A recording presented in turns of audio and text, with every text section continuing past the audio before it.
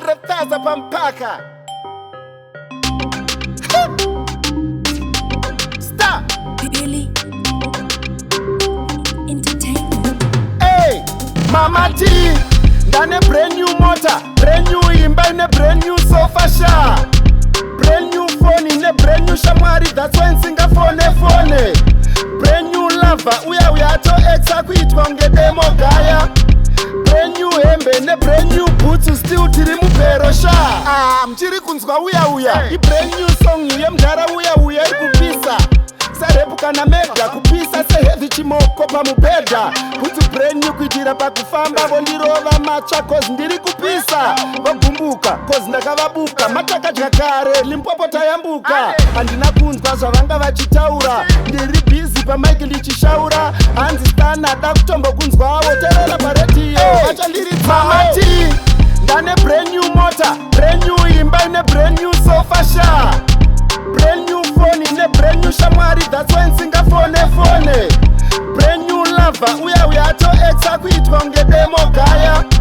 Brand new hembe ne brand new boots, still tiri mupero sha. Iyi brand new watch, msandibvunze nguva ichatongosvikawo. Uya izviona slay 9 months brand new mwana ndikamupawo. Mane brand new feelings, modzoka mabeta yato second innings. Usamsiye achienda musikana wako uyu kwatiri. Atori brand new, ndotofhaira naye pa Facebook wivi butsu. Atone new look, Mama T ndindaita mutaure. Mari pamupaka ichaita mukaure. Mama T, ndane brand new motor, brand new imba ine brand new sofa sha, brand new phone ine brand new shamwari, that's why nsinga phone.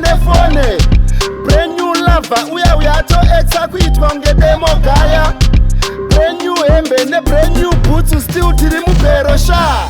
Muchiri kunzwa uya I brand new song iye mdara uya kupisa.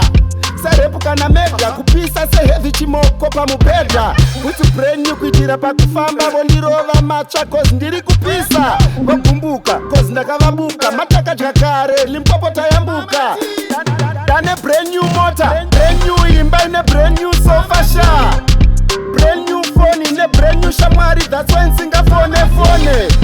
Brand new lover, uya ato exa kuitwa ngedemo gaya. Brand new hembe ne brand new boots, still tiri mupero sha.